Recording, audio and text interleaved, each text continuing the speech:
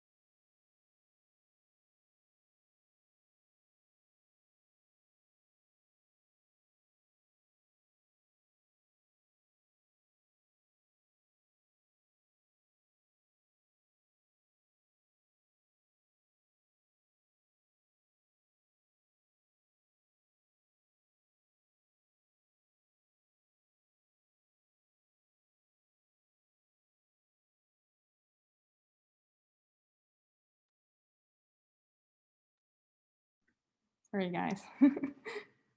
Right, good morning, everyone. My name is Inish, and I'm a second-year medical student at Anglia Ruskin University, and I'm Surgical Society President. We're a student-led society based in the UK, which organizes virtual and face-to-face events from all students from all healthcare courses. Following the success of the panel discussion from last year about women in surgery that took place at Anglia Ruskin University, we decided to give it a try and do something virtually, like an international event. We never thought that would reach so many people from all over the world. Thank you so much for joining us today. Today, I'll also be joined by Anna. Anna is our Surgical Society Vice President, who's been by my side throughout this whole journey, organizing everything with me, even though I was annoying or excited, and I'm really happy for her to be joining me today. Anna? Hello, everybody. I'm Anna, and as Ines said, I am the Surgical Society VP. I am originally from Italy, but moved to the UK when I started studying medicine 3 years ago. I'm so excited for everyone to join us, and I can't wait to get started. I'd just like to mention that I have an amazing team in the background working with me throughout this whole conference. But because of lockdown, we all have to be far away from each other. And on the other hand, this is part of the first student-led lockdown women in surgery event. So if there's any technical difficulties along the way, please do bear with us, and we'll make sure that everything works just fine. I want to start by thanking every single one of you. This event has reached 59 countries all over the world, and we're so happy for you to be joining us today. We want you all to feel welcome, and we're going to have an amazing today with an amazing panel of people. And I'll also thank everyone who took part on the I Look Like a Surgeon video, and we'll explain what I Look Like a Surgeon, the hashtag, means further on the slides. This is a major achievement for us. We never thought that we'd be able to reach 59 countries and would have over 1,000 registrations that keep going up. And it's just crazy to be looking at the numbers going up. I'll now go quickly through some slides about the webinar, some rules, the timetable, remind you about certificates, and about prizes as well. So the rules of the webinar. I know that you want to have fun today, but we want professionalism to be maintained at all times. As for the Q&A, the way this is going to work today is all the questions for the speaker should be put in the Q&A box, which you can see underneath. Throughout the day, the questions will be collected by our team, and then we'll ask them on the Q&A sessions. The chat function should be used to contact hosts and panelists only, and if you wish to direct a question to a speaker, please mention their name as well in the question. As for the chat box, please refrain from having any side chats, as they are visible to administrators. The chat will be used to give instructions to guests throughout the whole day. If you're under 18 years old, please make sure you have a parent in the room at all times. As for the timetable, so we're now going through the introduction, and we're going to start by a talk by Assoc Professor Rhea Liang and Miss Zaria S Shaikh. You can be part of the surgical feature. Moving on, we'll have a talk on work and life balance in surgery from Mrs. Scarlett McNally and Miss Elizabeth Belcher. Then I'm going to go for a quick lunch break from 12 to 1 and come back for a talk on social media in surgery with Dr. Jazz and Miss Tasha. We'll then move on to talk on mental health and personal challenges with Dr. Shalini and now Miss V. We'll then have a talk on Royal College of Surgeons Council Women in Surgery with Mrs. Scarlett McNally. Importance of mentoring the surgical career in surgical education with Dr. Sani Haig and Dr. Elizabeth Garzon. A short tea break so I can bring all the speakers over for our final Q&A and the closing remarks. If you want this timetable during the day, On one of our emails, we sent you a flipbook, and the timetable is there as well. So how can I get a certificate? You just have to fill out our general feedback form, which will be shared by the end of the conference. Make sure you add your name that you want on your certificate correctly, because we won't be able to make another one. You can ask as well if you can give feedback to the speakers. There will be feedback forms shared throughout the day for you to give a quick feedback to our speakers, which I'm sure they'll appreciate so they can improve on their talks as well. I want to thank our sponsors as well for their help and support. Our sponsors were Association of Surgeons in Training, a regional ambassador program, MDU, Medical Defence Union, Royal College of Surgeons of England, INSEAD in UK, Medical Women's Federation, and Air Students Union. Thank you so much for helping us today. We'll now move into a quick talk about Assoc. Anna, would you like to take over? So, what is Assoc? Assoc is the Associations of Surgeons in Training, and we really want to thank them for the support that they have been giving us throughout our journey as a surgical society. This presentation, by the work they do, was put together by George Liu, the Assoc Regional Ambassador in our university. So thank you so much, George, for doing that.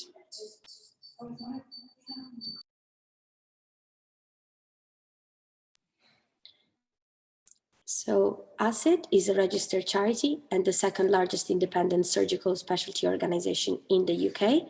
They work for promoting excellence in surgical training for the benefit of junior doctors and patients alike.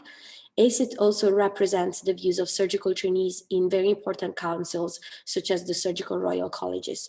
They have got over 2,700 surgical trainee members from all 10 surgical specialties, and that's how they're able to provide both regional and national support. You can find out more about them on this website that is down here at the bottom of the slide, www.assoc.org. So what are the benefits of joining them as a member? You are able to go to conferences just like this one. You're able to do some surgical skills training in person and virtual. You also have some educational opportunities like free courses and more. You can be part of their mentor scheme, as well as win medical student elective prizes and essay prizes and regional event grants. As a member, you're able to receive some discounts for textbooks, revisional material, courses, and more. So on this slide, you can see some of the events that they've been able to do throughout the years, some conferences and surgical skills events. And yes, this year we will be holding a collaborative event with Assoc. So we once again thank them very much for their support. In this event, we will be able to prepare healthcare students for a career in surgery, whether they're doctors, nurses, or much more. And more info about that will be released soon. So please join Assoc. You can register at their website, once again, www.assoc.org. And for any question, please email George Liu at the email on this slide. He is once again the regional rep in our university for this amazing project. I'm now going to talk to you about the Women in Surgery prizes that we are running. So we are basically accepting conference essays. These are formal essays of which 2 will be picked and given a prize. 1 will be from a trainee and 1 from a student, so get writing. This will be a formal reflection, maximum 1 page in essay format. In this conference essay, we really want to know what you enjoyed about the conference, what can be improved, and if this conference has impacted your career aspiration in any ways or your views about women in surgery. You can also add anything else you like and submit it to our email, arsurgicalsociety@gmail.com. The deadline is the 20th of November, and please, in the subject of your email, include the conference essay and your name. We are then also running another competition, a blog post. This will be a blog post about our event that you submit to Surgical Society once again, but it will be a little bit of a more informal reflection. 2 blogs will be chosen, 1 from an international delegate and 1 from a UK delegate. An international delegate will receive free tickets to all Surgical Society events and Anglo-Ruskin medical students events, whereas a UK delegate will receive a Women in Surgery hoodie. You can submit it to the Google form, and here there is a QR code on the slide that you can scan to submit it. The deadline is once again the 20th of November. When you scan this code, you will be able to find all of the rules of our competition. So please make sure you are reading those rules before submitting the blog post, because if you submit a blog post that doesn't abide to those rules, we won't be able to accept it.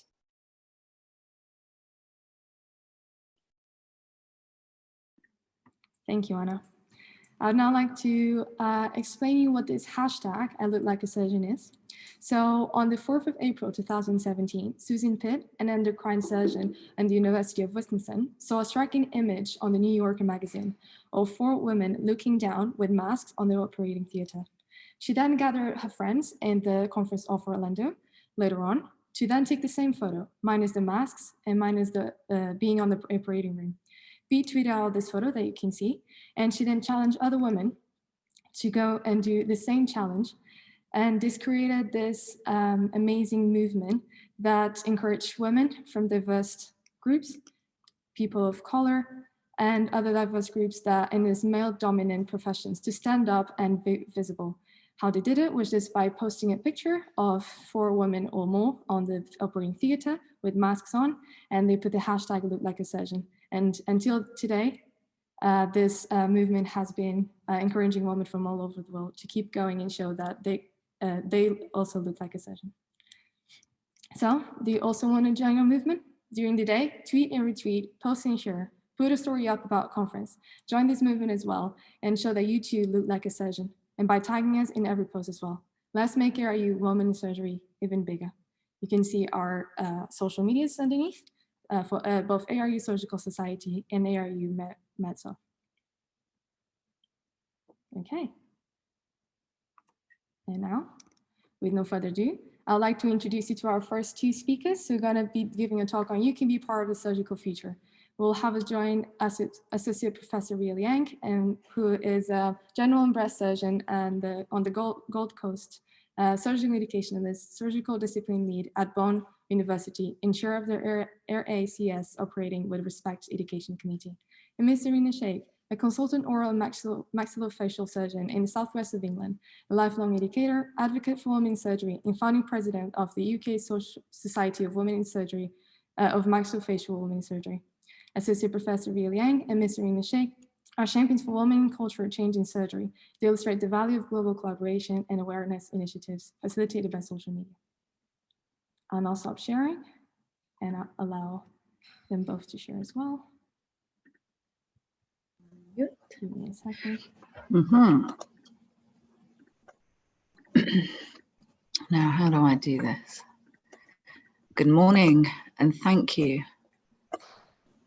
Zarina, can you hear me? All right, here we go. I can hear you, but I can't start my video because I'm getting an error message that says the host is stopping it. Let me try that. Can you see that, Rhea? Hold on. I can see your screen, Zarina. Can you see the... Ah, excellent. My video is now on. Yes, we're now able to see you. Are we So all if I- on, are we on charge? Or have we got the slides working and is technology our friend? I can't seem to get my video working, so I look strangely faceless. Hold on. We've got a still picture of you, Zarina. Yes, which is probably not a bad thing, actually, kind of think of it. Not quite sure why I can't get this to... Bottom left corner. Try. Bottom left. Started your own video. It's not a crisis if my video is not working, by the way. I've no idea how to get the video working. How do you get the video working in this? Next to the mute button. Yeah, you think that that would be working, but I can't seem to get it working. Why can't I get that working? Set microphone, switch to phone audio, audio settings. I don't have a video button here. Why do I not have a video button? Sorry. Oh, start video. Let's try that. Ah, hello. Sorry. I usually do this. I'm useless with computers. I apologize. For the delegates, Zarina and I were literally talking to each other not 15 minutes ago, and our videos were working just fine. They were. Technology and the irony of technology. There we go. Anyway, and we're up now and you running. can slideshow. That's it. Perfect. Okay. We have All right. it. Good, good. Now, so Participants, Zarina and I may occasionally talk over each other because we are so both enthusiastic about this topic. But this is a combined presentation and it's going to come at you like a bit of an avalanche because we've got so much to say. But our thesis statement is basically that you can be part of the surgical future. Absolutely.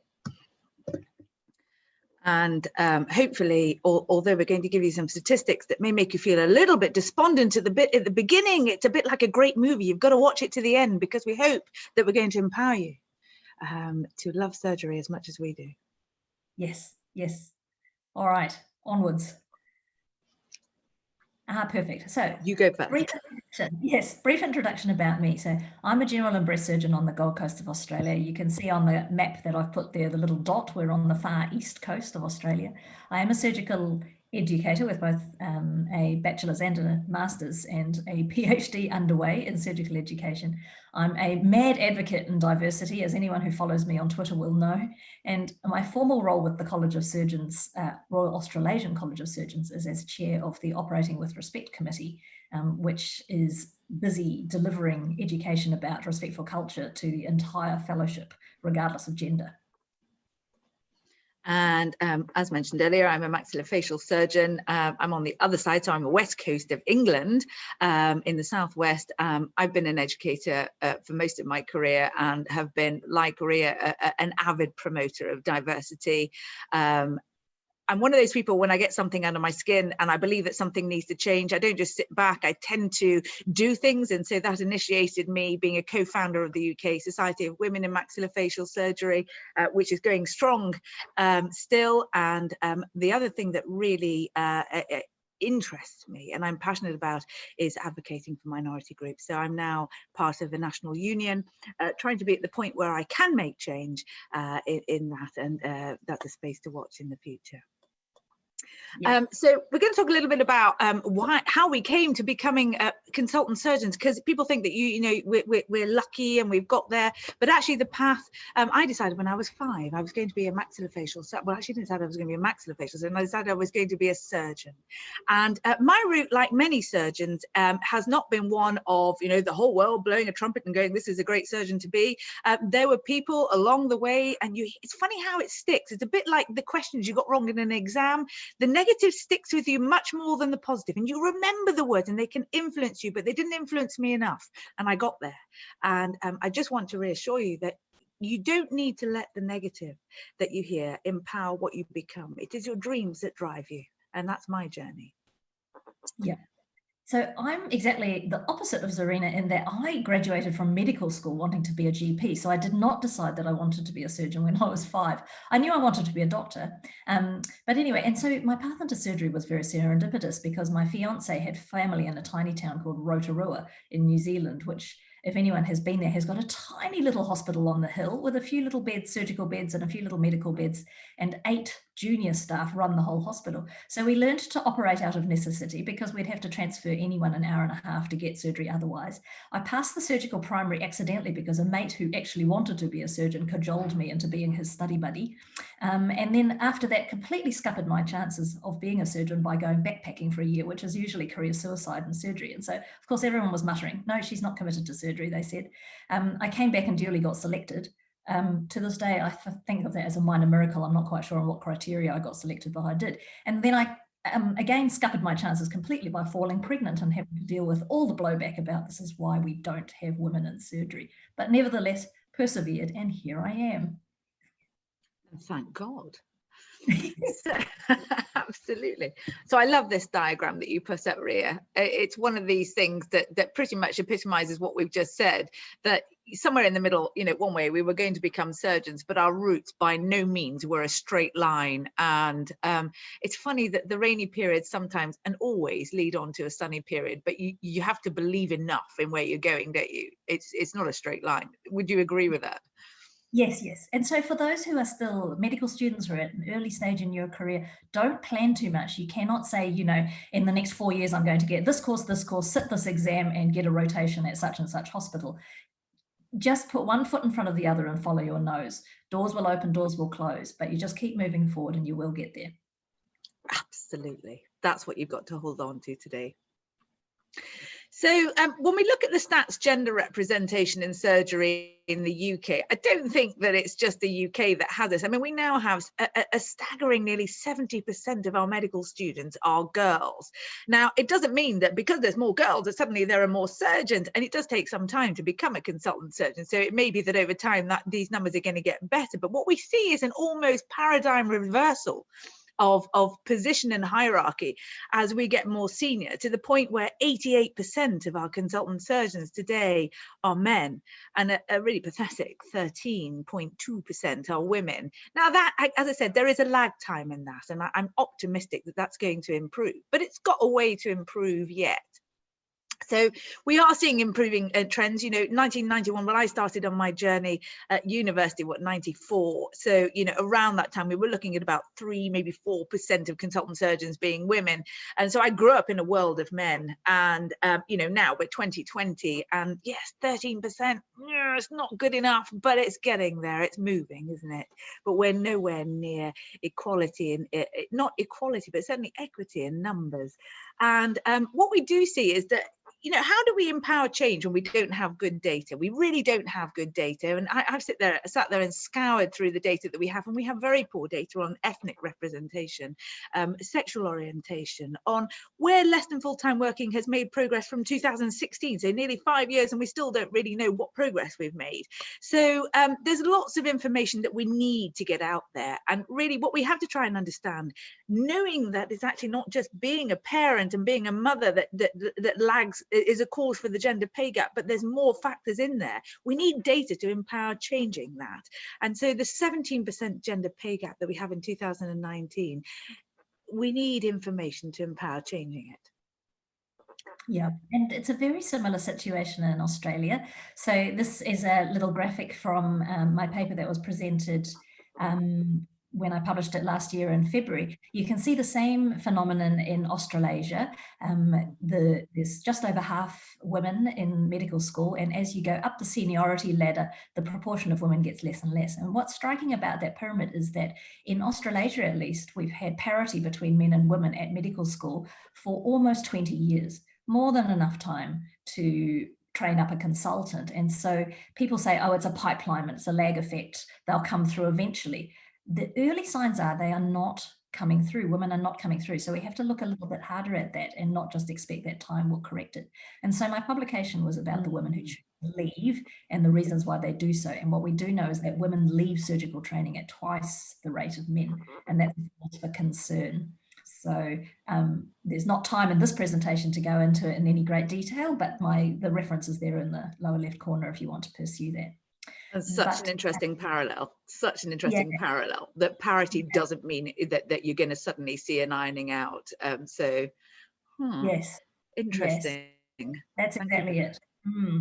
Anyway, the next slide, and Zarina and I giggled about this because the numbers from the UK and Australasia are exactly the same to a decimal place. So we also this year are at 13.3%.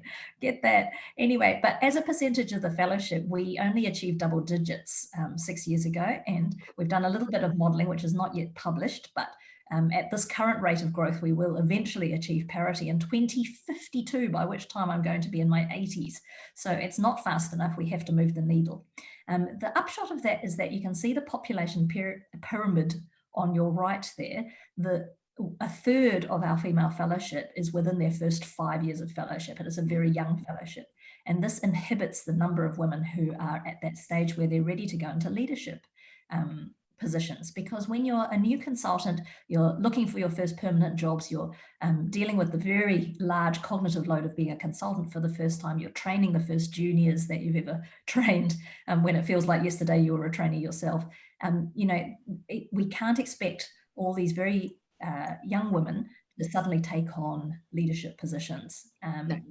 So we have to think harder about that. So that's one of the things holding us back. But again, with our data, same issue. There are, you know, worse than knowing that there's a problem is not even collecting the data, because that's like making people invisible. So we have no ethnicity data. We have no LGBTQI data. And we have, I mean, the bit that we do know is that we have only 3 Indigenous surgeons across the whole of Australasia, and not a single one of them is a woman. So if you were an Indigenous woman looking for someone who was culturally congruent, you're out of luck in Australia. And that, I think, is a crying shame. Absolutely.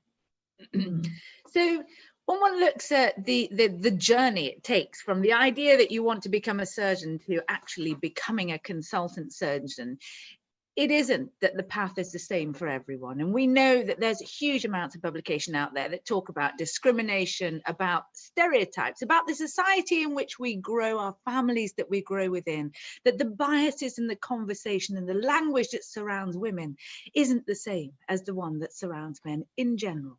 So what happens is you develop this feeling that the world is judging you, that you have this imposter syndrome that actually feeds into where you reach. It challenges you and you challenge yourself because you've been taught to doubt yourself, and that's wrong. And we're going to talk a little bit about that.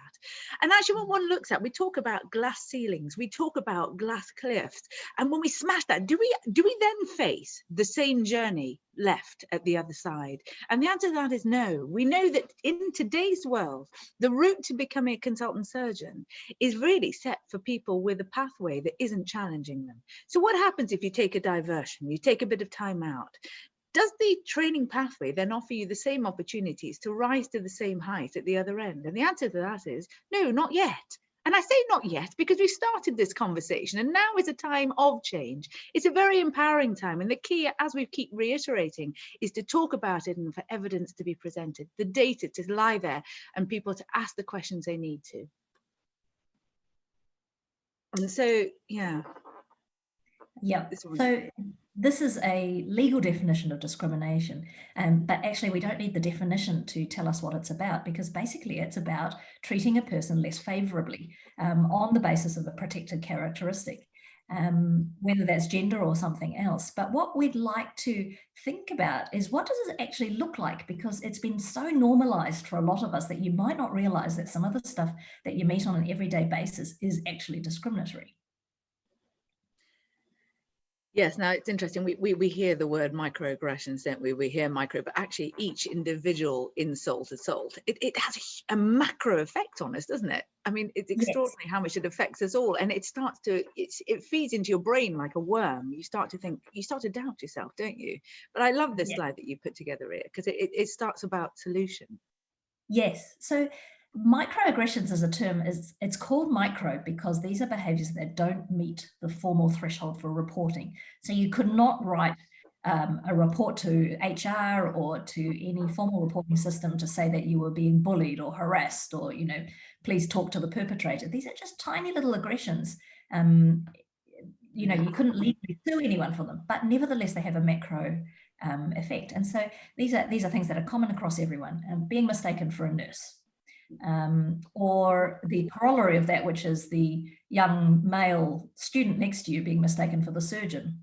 Men being called by titles and women by first names so many times. I've been on the podium or in a panel and it's Professor this and Doctor that and Rhea. And I know which is extraordinary, isn't it? It's like, yeah. This is something interesting, and we were both talking about this, weren't we? This concept that we are by nature quite tribal. We want to belong to a tribe, and the surgical tribe has been very male oriented, and we've certainly seen the effect of the golf club conversations, the men's groups, the meetings that make women feel terribly ostracized. And that really feeds into the way hospitals run, doesn't it? That key leadership roles are given to people who forget that there's a woman there, that there's a minority member there who actually would contribute very well, and you then don't get to contribute to the change you want to create. So it is very powerful. Yes, and little insidious things too, like how often have you been on a surgical rotation where, because women only make up 13%, you know, the men vanish into the men's change room, the one woman or two women vanish into the women's change room. Yes. But as you emerge on the other side to go to theatre, the men will have been taught some morsel of anatomy or been given some key hints about the key steps to that operation. They'll be primed in the men's change room, and you've missed out on it merely because you've gotten changed in the women's change room. I did always wonder what they did in those change rooms. Have you ever noticed how long a man takes to change? What is it? Maybe that's it. Maybe it is. Oh, we're missing out. Well, if I can have the luxury of a minute, I'll tell you this wonderful vignette. One of the rural hospitals I went to as a trainee, the teaching on the day of the operating list on Wednesdays was carried out in the men's change room. And it was fabulous teaching. They had the little corner set up with the articulated skeleton and the anatomical charts and whatnot. And the surgeon would take the trainees through the teaching. Well, I turned up as their first female trainee, and they looked at me and said, oh, you'll have to come to training, to this teaching on Wednesday morning. And so for a whole 6 months, I sat there on Wednesday mornings in the men's change room. And of course, the first few times you can imagine the first few times I piped up with a question or whatever, all these eyes were like, oh, there's a woman in our space. And I'm like, well, I can't be anywhere else because this is where the surgical team teaching happens on a Wednesday morning, right? And I've been told by Mr. So-and-so to be here. But as the 6 months wound on, it was like Big Brother, you know, they all got used to me being there. And I got to get to see them. It was like an anthropological study. Actually, it's not so different from what goes on in women's change rooms. It's not so different. But I did come to realize how much camaraderie and teaching and mentorship happens in this space that I was missing out on. Yeah, I remember being voted an honorary man when I was a young trainee, and not quite knowing how to reply to that. I guess it was an honor. They were giving me this welcome to the club speech, and Yes. I wasn't quite sure what to make of it, actually. And your story is wonderful. It is an anthropological thing. It's like two different species, isn't it? It's unbelievable. And Yes, it's really yes. interesting. Your next bit that you put up, actually, I agree with you totally, that there is this incredible language difference that goes on, and there's so many publications throughout industry that talks about the way that a woman's response to a challenge is interpreted against a man's response to challenge. Now, we both face challenges, there is no doubt that the response is to try and tackle it. We're surgeons, of course. We don't like something, we cut it out, but the way that it's interpreted in the language that surrounds us is colossally different, isn't it? I mean, the words affect the way people think of us. Yes. So, you know, if a man and a woman are assertive, the man will be assertive, but the woman will be a bitch. And it applies to other things too. You know, as we get older, it's like men become silver foxes, and women just sort of become haggard. That's so true. Yes, we're still buying hair dye at 50, and men are going, oh, look at me and my salt and pepper. It's true. Yeah, or if you gain a little bit of weight, you know, if you gain a little bit of weight, you know, men have dad bods. Women get asked when they're due. You know, yeah, and you go, well, run out of eggs, sorry. You know, really? You know, yes. What? That's so true. Yes, gender double standard. And then this is part of the gender pay gap. So things like, you get these, I think it's often intended as a true compliment. People say, oh, I referred Mrs. So-and-so to you. She's quite demanding. I thought you'd be perfect for looking after her because, you know, you're such a good communicator. It does contribute to the gender pay gap because there is no Medicare rebate or reimbursement for good communication. You are reimbursed on the basis of your time, and these people take more time. And so we do actually have research evidence to show that women spend 15% more time with patients than men do and have higher patient satisfaction ratings as a result. But of course, this contributes to 15% less reimbursement because we see fewer patients at the same time. I would remind people that communication is a core skill of the Royal College of Surgeons of England, as it is of the Royal Australasian College as well. And so saying that women are better communicators, the corollary of that is, are we really saying that men are worse communicators, bad at communicating? You know, I'm a strong proponent, as you know, that we can't address disrespect with more disrespect. And so if we're going to say that we must have gender equity, it's not by beating up men or saying that they're bad or worse. Not at all. But we're simply saying, we are simply saying that really it's a bit of an own goal, saying, I'd like to refer you so-and-so because you're so good at communicating. Really, the response should be, I should learn to communicate better myself, is actually what the response should be. And it's fascinating, isn't it? It was a little bit like the #MeToo response, where people brought up an issue, the issue of harassment at work. And the response of men wasn't what we expected, which was that they would turn around and say, gosh, we didn't realize that we had this effect on women. They actually recoiled and then said, well, we're not working with women. Oh, well, we're not going to be around them because they're going to accuse us of harassment. And actually, no, that wasn't what we were saying. What we were saying was we want to work with you, but maybe the interpretation of the working relationship needs to evolve. And it is so true that the communication, the way that people deal with it, it's not an unmalleable thing, but it requires a degree of self-management and self-awareness. And that's what needs to evolve as time goes on. And it's so important. So yes, that communication's there. Maybe we're the ones that are going to start talking about it first, but I believe there's going to be great men and women that engage in this evolution. I really do believe that. Yes, absolutely. I love this All paper.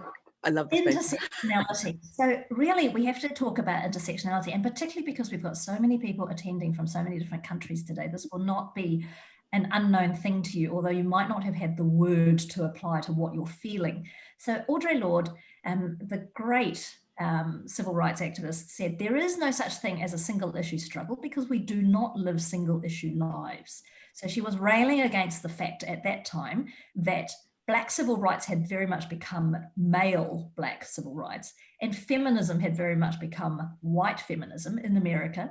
And as a Black woman in America, she felt that neither camp was paying enough attention to the fact that she lived at the intersection of both. So the next slide really illustrates the complexity of this.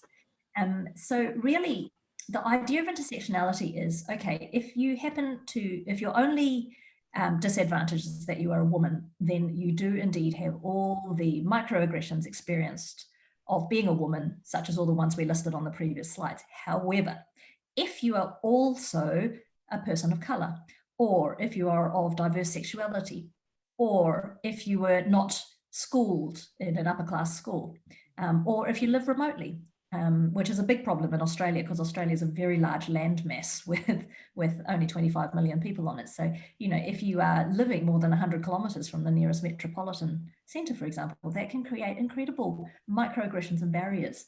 And so everyone lives at the intersection of a multitude of dimensions, which all create a sort of balance sheet that determines how much microaggression you might meet. And we have to be aware of that. So in advocating for ourselves, we also have to lift each other up and understand that although all women meet microaggressions, if someone brings up a microaggression that you don't meet, that you've never met before, it is not helpful to say, oh, well, that's never happened to me. You know, we are all at different intersections and people will experience different microaggressions. So it's for all of us to support each other in our intersectionality. I completely agree with you. And that the idea of self-awareness is at the heart of all of that. Now, people might palpate a situation that feels wholly unfair, totally wrong. They feel angry, they feel upset, and they don't understand where it comes from. Now, part of that awareness of yourself is about what you can help others understand better. If one wants to build a community of allies, it's about the conversation that it may have to begin with you, that you turn around and help people understand your perspective. And there are now, we're seeing in the UK, with real initiatives for inclusion, that there are whole communities coming out and talking to trusts. And it's amazing how much people are having revelations about things that we have to live every day. So it is a brilliant thing to get in the conversation and realize that intersectionality is everybody's game. And you've got to actually understand that we all contribute to it, even the person being affected. Absolutely. But let's get on to the solution, shall we, Rhea? Yes. We're going to start talking about what people are going to do about it all. Yes, the goal in this presentation. So how can you, dear delegates, be a part of a surgical future? Right. Well, how often have you met a microaggression and you've walked away after either staying silent or responding the best you could, and half an hour later you've got about 10 things that you could have said that you wished you could have said in that moment. So the actual thing is you have to practice microaffirmations.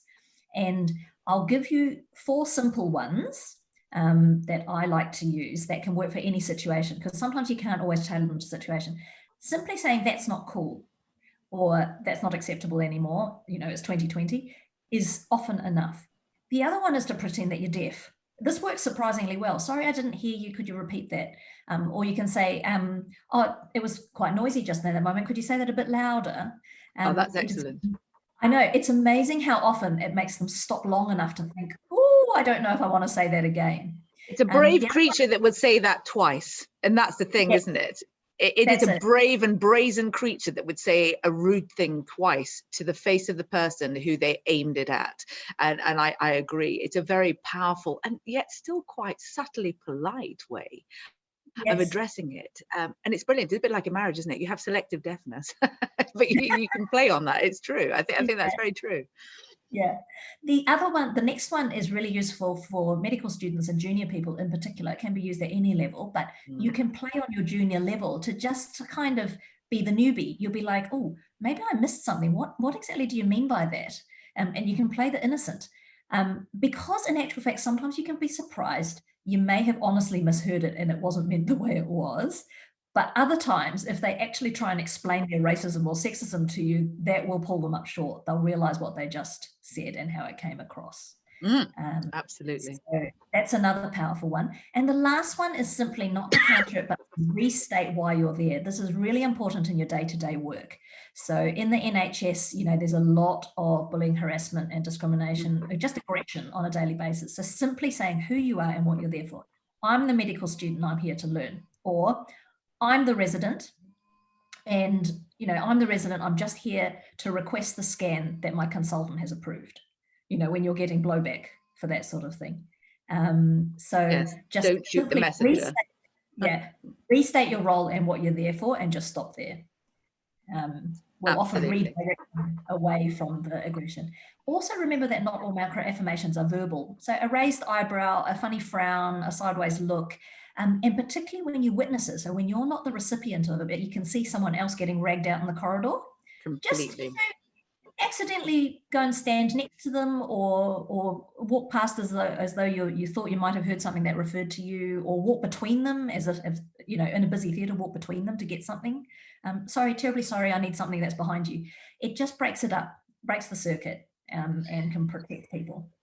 Absolutely. I mean, the concept of, a lot of people will be sitting here panicking, going, I've been in this situation where I've been really uncomfortable. And I hear what you're saying, but I don't know if I dare actually come out and say that. These are my bosses. Is it going to affect my career? Well, we are in the 21st century. And yes, it is okay to speak up. Yes, there is a professional etiquette. And yes, surgery is 100 years behind the rest of the world. And I grant you that the language that we speak to each other is a little bit archaic. But at the same time, there are often things that we call implicit biases. People may say something that they think is a joke and not have any idea how much it has offended people. And you'd be surprised how much they would be mortified to realize how much it had made you uncomfortable. And so it is an opportunity to change those that don't realize, change their views and help them to change their behavior as well. They don't know how you're feeling, but if you tell them and give them an inkling that they know that you are uncomfortable, it may make them change the way they behave. And actually, strangely, an apology from somebody is as powerful. It can work in just the same way. It makes everyone step back. And so, yes, macro-affirmations are not verbal only. There is the body language, and that will come naturally. I think if you are offended, you have an offended body language. You don't just stand there and go, ah. And I certainly don't laugh at jokes that are on me that I don't agree with. But as you get older, you become more bold. And it is about practicing. I agree with you totally, Rhea. It is practicing. It sounds crazy, doesn't it? Standing in front of a mirror and practicing saying a retort that you wish you'd had, when you're in a situation that you didn't have the words for. So do find friends, find safe places to talk about these and practice together, because you will empower each other. That's it. Perfect. All right. More ideas. So the idea that we have to work together. So this is not some rat race to the top. And for too long, in a very aversive environment, the women who have succeeded, some of them, not all of them, but some of them, are the hardest on the women coming up behind them. So what we say, they climb to the treehouse and pull the ladder up behind them. And in Australia, we've got something called the praying mantis, which I gather is not a UK thing, but you know how the praying mantis eats its own young? So we talk about women who are praying mantises. Ours is the queen bee. We have a queen bee here. So it's that. So we have to stop doing that. This is not a race to the top by trampling on other women. We have to lift each other. So as they say, a rising tide lifts all boats. So the slide on the right, which I think it was from Julie Silver from memory. Sorry, my video thing is right over. Yes, Julie Silver, American surgeon, was about, invite her, cite her, quote her, sponsor her, recognize her. So always, if you're asked to speak, suggest other women who could speak. If you're asked to participate in a research project or co-author a paper, suggest other women. And if you are invited to talk in a panel that's otherwise all men, say, I do notice that other than myself, this appears to be a manel. Could I suggest that you also invite so-and-so? And that's how we'll all lift each other up. Zarina, did you want to talk about the graphic on the left? No? On the left. Yeah, I think that it leads into what I'm going to talk about next. It's this idea that never be afraid to lift somebody for fear. So we live in a competitive profession. So surgery engenders competition. Is that fear that you bring somebody who might do something better than you, that in some way it would belittle you? That's not true at all. Every great team takes a huge number of accolades with it. So if you look at a great team, the concept of diversity is that you bring in the very best of everybody that you can put into a room. Yes, somebody might be better at A because they have more skills in it, and you will be better than them at B. But what would happen if that person who was great at A wasn't in that room? It would be a poorer team for it. So this concept of allies is trying to change the way that we look at a team from a strange pyramid that has the great trumpet at the top going, I've made it to the top, to something a little bit more fluid, but still cohesive. And that's what we're trying to create by engendering the concept of allies. Rhea has very well explained that, this concept of the rising tide. I love it. You can imagine all the boats going together and the end point being that you are together a powerful team. So when you think about people who are discriminated against, one of the biggest and most poignant aspects of that discrimination is isolation. What you want are allies. You want people who will stand there and shout your corner when you're not in the room. The people who are proud to be your advocate, proud to stand there and upstand good and fight against bad and amplify everybody in the team and be proud to be part of that team. That has to become the surgical team of the future. No longer is it the team that drives on one strong man and or woman entering a room and being the god surgeon in the room. That is no longer the story. What is that surgeon without a great scrub nurse, without a phenomenal amount of work behind the scenes to make the day work well? So the concept of being an ally is more than just going, hi mate, we're in the same tribe. It really is about what that tribe could become. And it's about taking that journey together and believing in those that are the least visible, because they're trapped in that little invisible bundle is some of the greatest potential that you don't yet know about. So let it rise with you. Don't be afraid to let people shine with you. And I think that's really important. Yeah. Our lights amplify. They don't put each other out. That's it. Exactly. Couldn't agree more. You want a nice Christmas tree. One light on a Christmas tree is pretty pathetic, isn't it? Yeah, that's it. Now imposter syndrome. This is so important. Oh, massive. We self-handicap. And it's not anyone's fault. It's the societal conditioning that we're brought up from when we're little to say that girls should be demure, that girls don't blow their own trumpet, that girls shouldn't be ambitious. Ambition yes, it's not ladylike. Not ladylike at all. That, if someone says, well done you, that was excellent, you say, oh, thank you very much, but actually it was just luck. Yes, I know. Embarrassed, blush. Yes. Yes. So imposter syndrome, I mean, my mantra often, even as a very senior consultant, Zarina and I on a daily basis have to gently take our imposter syndrome and shove it aside to get on with what we need to do, because it is so deeply ingrained that it pops up daily for us. Absolutely. It's not something you grow out of. It is a part of you that you learn how to deal with. It's a bit like the bad hair day. I wake up in the morning and I look catastrophic with all my curls, and then somehow miraculously I deal with those curls and they look okay at the end of the day. But actually what you do is you can tackle the things you don't like about yourself. You have to learn how to put them to the side and say, I can do this. I can do this. Of course I can do this. I've done this before. I can do this better today. Yes. Yep. And so we've actually got research evidence about this. Studies show in business settings that if you have a job advertisement with a certain number of criteria, men will apply when they have 70% of those criteria filled. Women do not apply until they tick every single one of them 100%. And we self-handicap. So we have to get better at saying, actually, I know I don't exactly fulfill that job role, but I believe I could be a very good candidate for this. And do you pick know me. what's really important is your allies. Interestingly, you say that. That's so powerful, because I've helped some people and people have helped me. When you're filling out that job application, the more you put on there, it has a paradoxical effect. The more you doubt yourself. I mean, it doesn't make any sense, really. And you go, oh, well, I could put something else in here. Oh, maybe they've got more than me. And I don't understand why we don't value ourselves. But we have to do something about that. We have to learn to blow each other's trumpet. Mm. And when somebody who doubts themselves, pick up a phone and remind them that they're admired, that Yes. they're great. Yes. Because we don't hear that enough. I think that's what feeds into imposter syndrome, is that we're not used to people giving us compliments, which is crazy. Yes.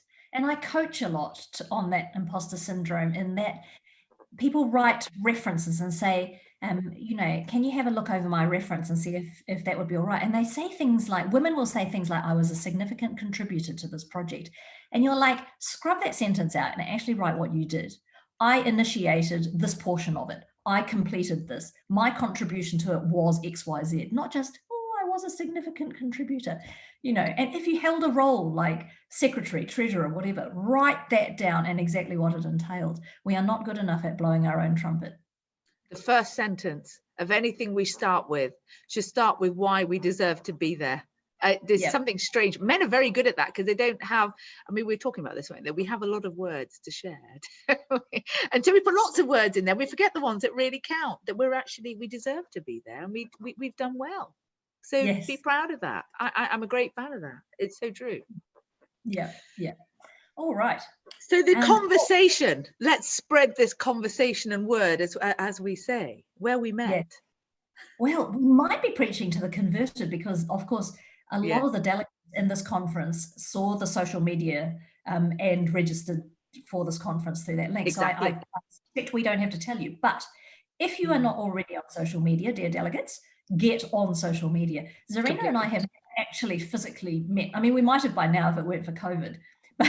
Yes, it's on the to-do book, isn't it? Yeah. We haven't actually ever physically met. We met on Twitter and have resonated like two resonant frequencies ever since. Simple harmonic motion, as they say.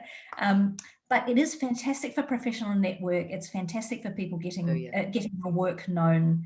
It's fantastic for attending online webinars and e-conferences. I will say it's fabulous for CPD, continuing professional development. I do not have to trawl through journals anymore.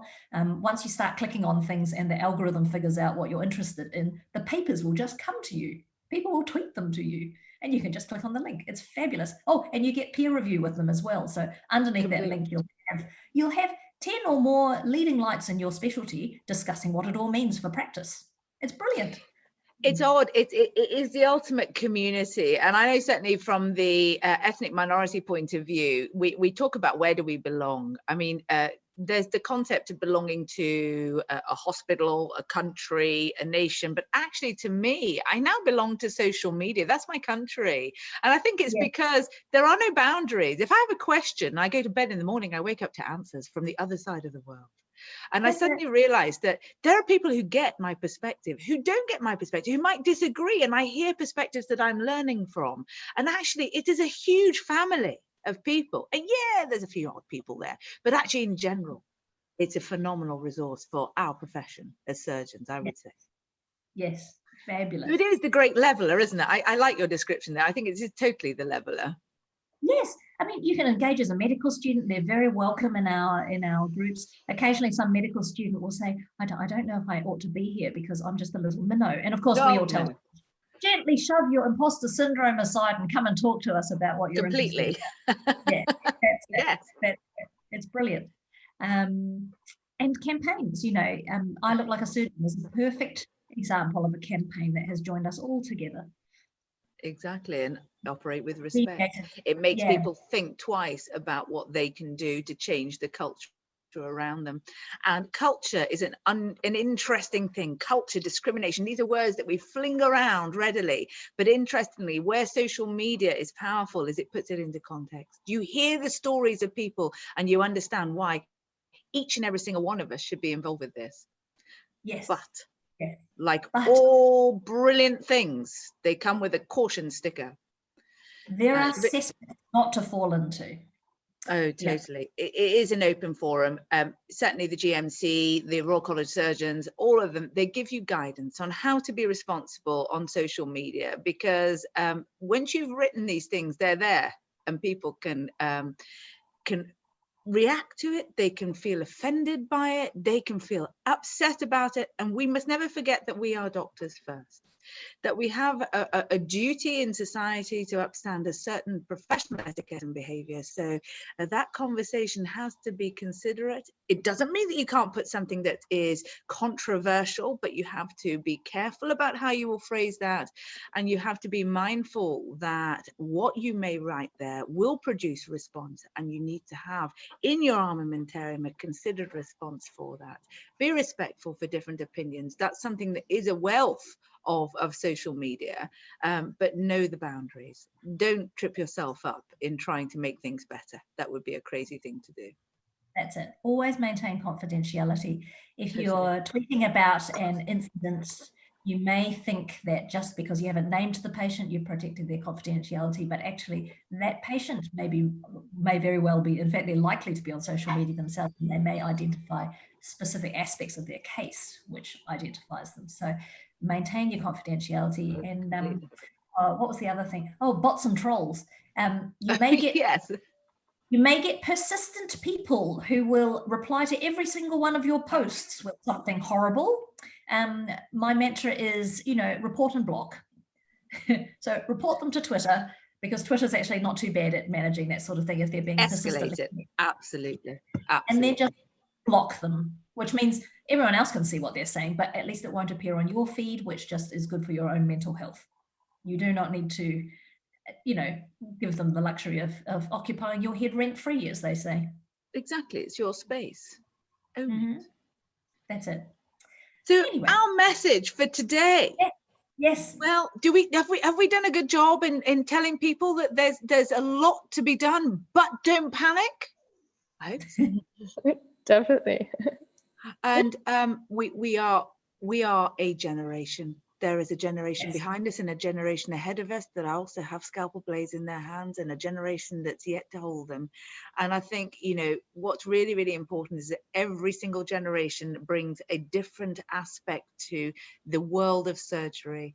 And I had great joy talking about this at a conference earlier in the year, that every generation plays a part. You can learn from every generation. You have something to teach every generation. So get involved with the discussions, be part of the conversation, because actually the conversation together is more powerful than the conversation alone. So you really can be part of the success that we're heading for. And diversity. Well, diversity is sexy. It's what we should all be aiming for. It's what every team should be resounding about and should be part of what we empower in the future as well. It is the power of the many perspectives. It's how to smash intersectionality through awareness and education. So we promote that, don't we? Well, we are. How many races in the two of us? There's plenty, aren't there? Yes, I think we cover about half the world, don't we? We're pretty good. We do. Now, find opportunities to steer the future. You remember that population pyramid I showed, that because of the way it's evolved, the large proportion of women in surgery are still at very junior ranks. And so you may find yourself, the youngest, least experienced person in a number of fora. Shove that imposter syndrome aside. You do belong there. And if you don't find your place there, then we're never going to get there. So find opportunities to steer the future. Shove the imposter out. Engage, enlighten yourself and others around you, and empower yourself and others around you. Completely. I feel empowered by that. And so this is so true. This is so true. Is this our mantra for life? Yes. Most reliable way to predict the future is simply to create it. Make it. And get We are going to make stuck in. If it's under your skin, scratch it. Deal with it. Absolutely agree. I couldn't agree with them more. I hope that everybody feels that there are ways to get involved, and there are many different routes to do that, to empower what is a very exciting time in surgery worldwide, actually. It's a time to be involved. Yes. And thank you for listening. Yes. So, Ines or Anna? Hi, yeah, I'm back. Oh, there you are. Yes, Hello. we've got, I think we've got 10 short minutes before the next. Yeah, we've got time for questions. Yes. It's amazing. You warned me there might have been quite a time for questions. So, oh, that was amazing. That was lovely. I was just Zarina and I did a trial run, and it took us 2 hours the first time. So we actually Yes, we weren't short of things to talk about. Yes. Yes. So we feel proud We'll of be ourselves. fine on the day. We both talk quickly. It's quite good. It works. Yes. Anyway. Thank you so much. But Ines, Have what we would you like? inspired any questions? Are there any questions? Has anybody got something they would like us to answer? Yeah, so there's a question on, I would love to hear a brief outline of your personal surgical journey and some main lessons that you learned. Oh, Rhea, you go first. You're the professor. Well, I mean, we did have those slides. Perhaps they might have missed those slides at the beginning. Shall I rewind them? Let me go back to them. Well, they certainly give the more fruity version of it, but yeah. But the essential learning point is that Zarina and I had very different pathways into surgery, but here we are, both still surgeons. Sorry. So the essential thing is, do not worry if you're not taking a straight path, and there is no set way to become a surgeon, and all the detours make you a better surgeon. So yeah, I mean, I suppose the path to surgery is an interesting question because like the whole of the medical profession, there are many kinds of surgeon that you can be. So what I hope you've gleaned from this is that Rhea and I couldn't be more different types of surgeon. I'm a dentist and a doctor. I'm a maxillofacial surgeon. I deal with the head and neck region. And Rhea is a general surgeon. So I open bowels and I do cancer surgery on breasts. And there's still a whole bit in the middle. There's a bit in the middle of this, like the heart and the lungs, and then there's the bones. So there's a different specialty for different characters. Yeah, for everyone. Yeah. And the journey, I was talking about this, that the journey at the moment is quite prescriptive. There are hoops that you have to jump through, your membership, your fellowship, your core training numbers, and the competition hurdles. And what we're now really asking the question about is whether or not one can build into that structure a degree of flexibility to allow people to have the blips in life that they might have, or go backpacking, or have children, or go off and do something completely different, and actually still rise to that greatest height that they can get to. So it's about trying to evolve as an area of medicine so that we don't suppress potential. So our journeys were at a time when we both had eventful periods, pauses, rapid accelerations, surprises. I don't think any surgeon can say that they've had a perfectly straight line, man or woman, but women seem to have a more predictably unpredictable route, just because babies don't always come on time, babies don't always come full stop, and family commitments. There are lots of other things as well about your ambition, your personality, your character will feed into a different pace of evolution. We blossom at different times. And I'm hoping that in the future, the route to becoming a consultant surgeon will be one of variable blossoms, so that you can flower at different times. So when one cohort is tired and burnt out, another cohort will come in and blossom in their place. And actually, that's what the future of surgery, I think, needs to be. So our individual routes probably don't matter as much as the fact that it isn't a straight line for any of us. Yeah, that's perfect. Before I move to the next one, can I just quickly ask if some people ask about sharing the slides with everyone? That is why we have our Twitter hashtags at the bottom. All right. Yes. Okay. Yes. Yes, no, the slides are, you're welcome to share them anywhere you like, but please do keep the attribution bar at the bottom so that ownership can be attributed correctly to Zarina and I. Okay. So another question is, if you ever experienced microaggression as medical students and then as surgeons, and how it changed.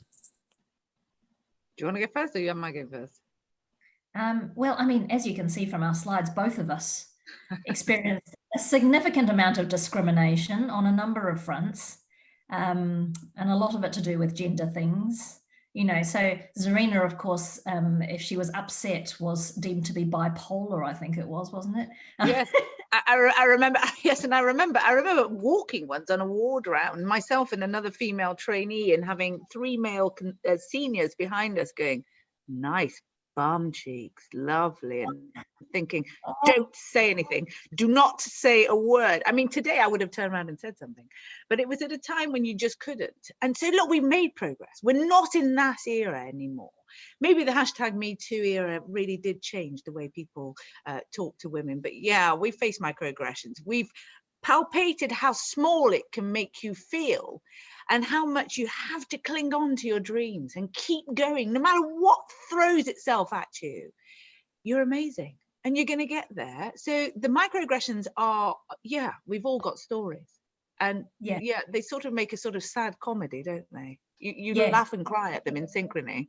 It's it's appalling. And your ability, I think the question related to, you know, experiencing them at different levels of seniority, and the answer is yes, your ability to address them does improve as you get more senior, but not as much as you might think. So people might think that consultants can address microaggressions without, you know, without care, but no, even we can get repercussion from speaking up about things. So, but there is strength in numbers. So I appreciate that, you know, people say, oh, the standard you walk past is the standard you accept. That is somewhat true, but we have to appreciate that for medical students, the repercussions can be more severe for speaking up. Sometimes you do have to bide your time and wait until you're a little bit senior before you can actually do it. But do it for those who are more junior for you as well. So when you get that power, when you become a registrar, look after your residents. When you are a resident, look after your medical students. You know, these are things we can pay forward. Whatever you do, do not squander the gains. Yeah, do not squander the gains we have made. People like Zarina and I did not fight for an environment where our bum cheeks are not commented on. In all fairness, they're more substantial now, and they yes, they would not dare do such a thing. But you know, we are not going back there. So no, you know, keep speaking. These gains are only made by people choosing to speak up when they can. So please keep the work going. Thank you. I think it's a question of being brave. You do have to be brave, but you have to be prepared. This concept of building networks around you. You know, why did I set up a society of women? I set up a society of women to create a space to do just that.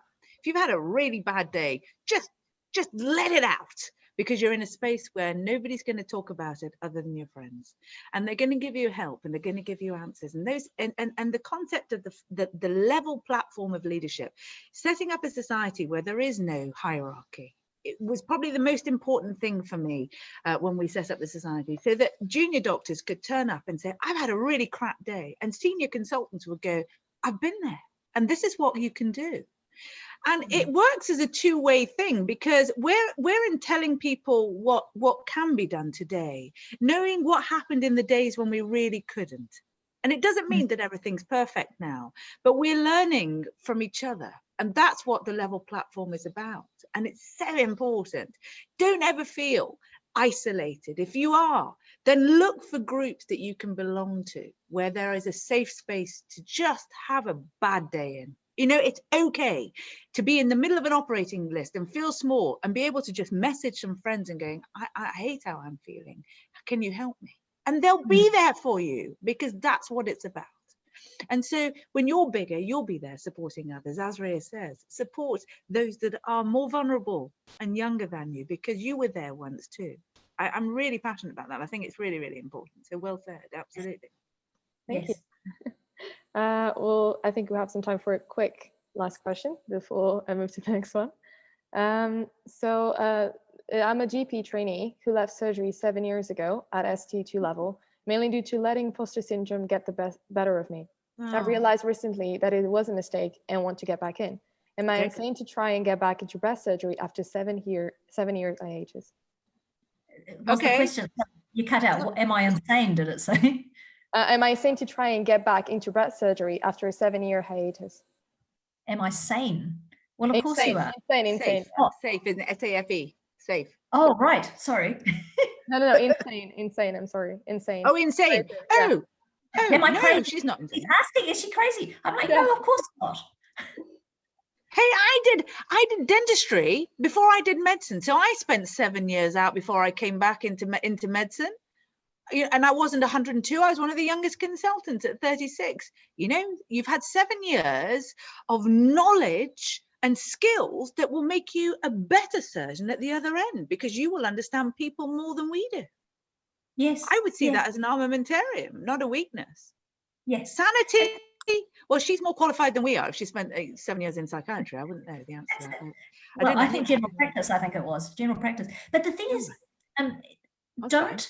don't let the imposter. So sometimes it's the system that won't let you proceed. You know, you will try your best, but you're born in the wrong decade. And 30 years from now, when we've made more progress, it would work fine. So you can't always get what you want right now, but never let it be because of your own imposter syndrome. We self-handicap.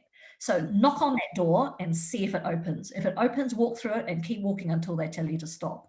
But don't let it be because we tell ourselves to stop. No. And find role models. Find role models who may be able to be that sponsor for you. It's finding a sponsor, somebody who believes in you as much as you do. So look at your portfolio. Think to yourself, what can I do to make this portfolio look even more interesting than it already does? What have I done in GP that I can transfer into a surgical application to make myself a good applicant, a better applicant than those that haven't lived in the world of medicine? You're a powerful woman because you've had this journey. And having, you know, it seems bizarre that people are penalized for taking a more scenic route. I think it adds a facet to a very stereotypical, ingrained world of surgery and helps us all to look a bit differently. You're going to bring stuff to surgery that I think we need. So don't belittle yourself at all. I don't think that that's a reason to belittle. No, not at all. When you look at the things that surgeons receive complaints for, it is not for lack of technical ability. It is very seldom that you can get complaints that the operation was not completed to your satisfaction. It's things like the surgeon did not identify or understand my concerns. The surgeon did not communicate well with me or deal with the complications that ensued, you know. So those are the things that you will have honed to perfection in GP land, you know, perfection. And so I agree with Zarina. These sidetracks, they're not, the detours should not be penalized. I mean, I know in the current system they actually are, but we have to relook at that and see if we can reconfigure it because it's a useful diversity that will strengthen surgery, not weaken it. I agree. I did 4 years in general dental practice before I went back and did medicine. And the skills that I learned in dealing with people with phobia, anxiety, all of those things, it made me a better communicator for those patients that nobody wants to see us. We were talking about in our talk, the ones that people put on our clinics because nobody else wants to see them, but somehow we managed to unravel them. Why? Because we've learnt skills that were transferred. And it's so important. So I don't think you're weak. I think you're strong. So go for it. Definitely. That was amazing. Thank you so much. Oh, I'm so sad. It's next time for the next one. I'm so thankful you guys joined today. No, our pleasure, and wow, we're honored to be here. Yes. And please don't steal time from the next two speakers. I'm just as desperate to hear from them. Yeah, absolutely, and they are brilliant. Yes, absolutely, they are amazing. So have a lovely day, and thank you. Thank you so much. Bye, everyone. Bye. Bye. I'll quickly now share the feedback form.